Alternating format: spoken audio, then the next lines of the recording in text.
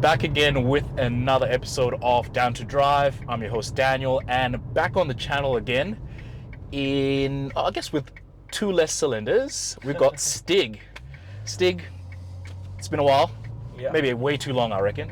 This has been definitely overdue.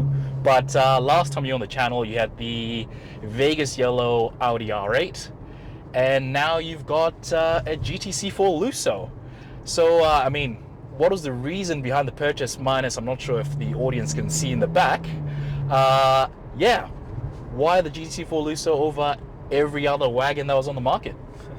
Well, it's been a journey. Yeah. So after because R8 is my first love, and that was the best car I've had, and always will be, I guess. The natural upgrade to that would have been Huracan, which was on the cards, but yeah, then I had a baby. So the R8 was just sitting there, not even being used for a couple of months. I was like, nah, it's time to go. And it was a good time to sell. So, yeah, because the market really did go up for like R8 sales.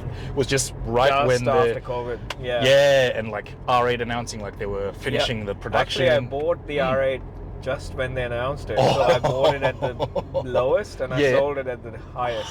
So I actually did well. Maybe I should get like some car buying tips from you at this rate. No, it's not car buying tips are not a thing. Yeah, but after that, what did I get after that? I actually bought the Aston Martin Rapide. Yeah, the Rapide, I remember that. Yeah, that I bought from Canberra. Oh, really? And the guy was, he screwed me over. The car had a lot of issues. A lot of issues. So it was more at the Aston Martin service center than at home. So, jeez. So that's unfortunate. It was a good car. It was a naturally aspirated V12. Yeah, it had four seats, 4 doors. A bit dated because they hadn't changed the interior since 2004. Yeah, all tech. Yep. Yeah, but it was livable. But issues. I didn't have time to just. Yeah, you want to be enjoying the car a bit more than you actually owning it itself. Yeah. So I sold that. I got a M8, BMW M8 competition, which was epic. Which was great. Was that the coupe? The 4-door, or was that the coupe? Coupe. 2-door. Yep. And it was Dravet Grey, so it was a really great color. Yeah. As well, I really liked it, but I don't know. Somehow, it was not as exciting. Yeah. I don't know what it was, and then I was like, I've been looking for an FF. Yeah. For the past 6 years. Fair. Almost 5 or 6 years. They don't come up on the market that often. They never came. Yeah. No, none came. Actually, there are 2 on the market now. But there was a time they tanked.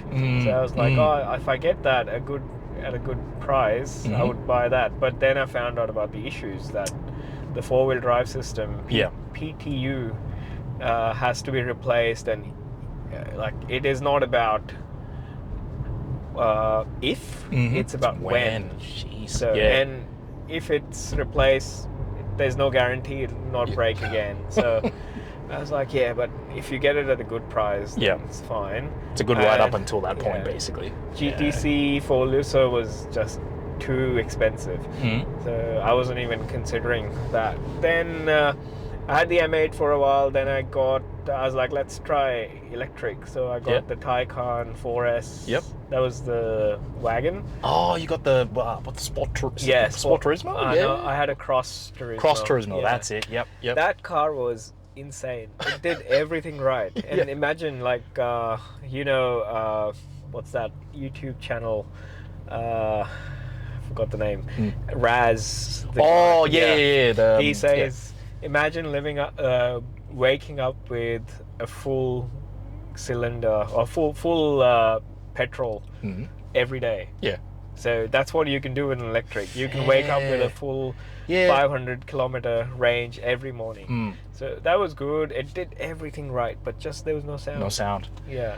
So I reckon probably the perfect electric car be one that can simulate the vibrations and the sound of a combustion engine. Yeah. But at the same time have the pace of an electric car, because there's no, I'm a big advocate for electric cars for like a lot of the city driving stuff, because from a point A to point B, they make so much sense.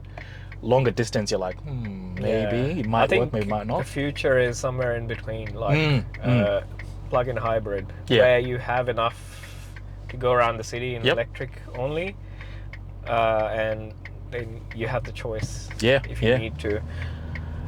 I mean, it was really good car. I actually really like. I like Porsche. So, but then the values of the GTC4Lusso came down. So I was like, oh, they're actually kind of affordable. So the dream was to get a V12. So I did even I test drove a V12. And oh man, it was and that had the Novitec exhaust on it. So it's like basically, if you're basically dialing the sound up to 11, that's what it basically. I can't imagine living with that though. It's a four-wheel drive car. Everything's perfect. It's the exact same car. The only difference is the engine and the four-wheel drive system. Everything else is exactly the same. You can't even tell them apart. The only way to tell them apart is that signage in there that says T. Fair enough. So I drove it. It was excellent, but it already had the PTU replaced. Okay. But so wait, that PTU issue carried on from the FF to the GTC. How have they not like tried to? They apparently improved it, but they didn't fix it. So is it the same thing? I'm assuming probably with the Pura Sangway as well. Possibly. I don't know. Possibly because they've got the same four-wheel drive system. Bloody hell. But the V12 is, man, intoxicating. But there was a 70 grand difference, and I was like, I can't justify that. And I drove this. This spec was better than the V12 as well, because the V12 didn't have the carbon steering. Didn't have the yellow. That's the rev counter. That was a no-no for me. It still had the roof. I don't know if the roof is. I'll splice that 20 grand option. 20 grand. For a see-through roof. I'm in the wrong business. I should be selling sunroofs for a living. Is it because it's like it's Ferrari? It's true. Ferrari tax is what we're talking about, I guess, from now on. It's just Ferrari tax. Charge you anything they want. So I was like, I'll just get the V8. And I'm happy so far. And it actually, in terms of driving, you've got more torque in the lower rev range, and you don't have to just be mashing it all the time to actually get a bit off I guess atmosphere in itself, because you can feel the torque in the seats right now, even though you're not going that fast. It's like one of those things where I guess that's the beauty of a V8 anywhere, or turbocharged V8. So it's got enough power. I don't even need that much power in the city. In Sydney. In Sydny. You have to go like 50 k's out. So it's got stop-start, which I never use, which is ridiculous. But that's the joys of, I guess, the whole Euro emissions and all that kind of stuff, is that you constantly have to adapt to it. But I must say, like, the spec of this thing, like black on the interior, black on the exterior and black interior, but with the red stitching. I love it. Subtle, but it's just a good spec. It had everything I needed. So it's got the suspension lift, which is important. It's got the roof, it's got the steering wheel. This is like just not necessary. The screen. Passenger display, but it's there. Well, at least I know that you're going the speed limit. That's the whole point. And then, so in terms of, I guess, when you were looking at this, didn't do any cross-shopping with like an RS6 or I'm trying to think of any hyper. I looked, RS6 is pretty good. I love the RS6 too, but it's not a Ferrari. It's I still haven't spent a lot of money on this, so I'll see what it is like living with a Ferrari, which will probably come in time. But I don't know, Audi is also not cheap to maintain. So, and I don't think there's anything that this does that the RS6 does more better than this. So I don't know. In terms of comparison, I think this is a better car. Because I guess the other thing as well, like noting that this, which was a fun fact that I didn't realize, but the fact that this is rear-wheel drive versus obviously RS6 is all-wheel drive. I guess from driving dynamic perspective, this would probably feel a little bit better. Yeah. And especially it's so easy to it's very tail happy, man. I can imagine. It's one of those things where a lot of the times with rear-wheel drive V8s, yeah, they tend to be a bit leery, and the fact that you can do it and still have the prancing horse badge on there, yeah, it's pretty cool. It is pretty cool. And it's essentially it's the same engine as the 488. Yeah. So it's not a bad car. Yeah. So I know V12 is a V12, but it's the next best thing. Yeah, that's true.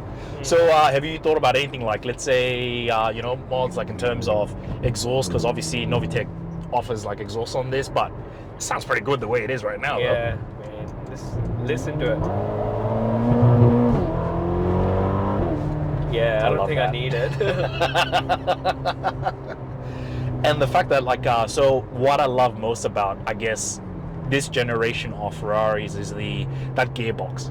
Yeah. Instantaneous. Just you can downshift, upshift pretty quickly, and it snaps all the time.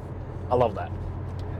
But I was like, in terms of, I remember when I saw on Instagram when you got this, I was like, I have to make this happen. I have to make this trip out there to Sydney just to make sure I can actually shoot this thing, because this thing just looks amazing.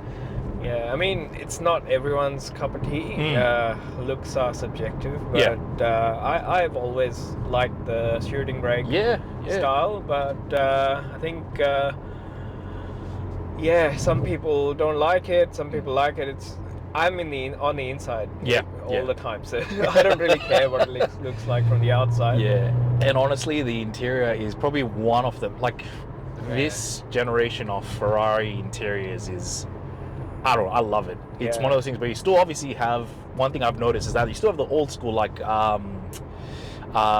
air conditioning control system, but when it comes to everything else, modernized. Actually it's not. It's all modernized. It's integrated into that as well. So it's just the bottom manual buttons. I'm glad they stuck with that, though. They stuck with that, but the good thing, the one thing, everything else in the newer cars I like. Yeah, they're great, but the rev counter, it has to be analog. Yep. It's not the same. Because I noticed, I don't know what's the obsession with everything being digital. Because at the end of the day, I'm like, don't get me wrong, digital, you can keep up to pace with how quickly you shift gears and how quickly you actually get up to pace. But that analog, it just harks back to something that, back in the day, you just feel more connected to the car. I feel, seeing the revs rise as you're planting it, or even when you're decelerating as well. But this is awesome. So in terms of this one, so basically this is like the weekend, every now and again, long distance tour, basically. I take it to work sometimes. Yeah. Because one of my workplaces, I work 2 different jobs, and one of them has a really good car park. So I can take it there if I want to, but I don't like to. Yeah, not many people know I have this. I mean, look, hopefully they don't watch this channel, because they will know. Don't watch, close your eyes. But no, that's pretty cool, because it's a lot of people don't understand that it's a very personal thing. Cars, it's not just to tell people, hey, look at me. But if I had to do that, I wouldn't buy this particular GTC4Lusso. Is not a looker for most people, but it's not about the looks. It's the feeling. 100%. And I think the fact that you've now you've ticked off owning a Ferrari in itself, we've got that badge, but at the same time, it's like one of those things where every day when you start it up, it puts that smile on your face. I think that's the end goal with any car, right? And that's what I say, if you park a car and don't look back, you're doing it wrong. Yep. 100%. I think I've found as time has gone that you gain a new fond appreciation of cars every time you either buy a new car and you just experience all the small issues, because as much as you might have had some bad experiences, those experiences still made the whole ownership experience what it is, right? Yeah, exactly. Like Aston Martin, for example. It's a great car. I mean, you can see that Aston Martin at that, new Aston Martins are different to that point. And when the Repeat S, when it was built from the parts bin. So for example, my indicator stalk Yeah. broke. Uh-huh. So what I did, I Googled it, and Yeah. I found out, oh, it's the Volvo Oh. part. So I bought a Volvo one, and it fit. Just fits. And similarly with the rear view mirror was a Ford part, so I bought okay. a Ford part. Yeah. The key is Volvo. Yeah. So it's made out of Just but parts. Then Because that was the time when yeah. Ford owned that whole generation. No, yeah. actually, Was Ford didn't own it, but Aston Martin wasn't a big company at that point. So they were just sourcing what yeah. they could. Makes sense. They were just making brilliant engines, but that was about it. Yeah. So, and then the next gen was mostly AMG. Everything was AMG. Yeah, But yeah. now it's a whole new level. Yeah.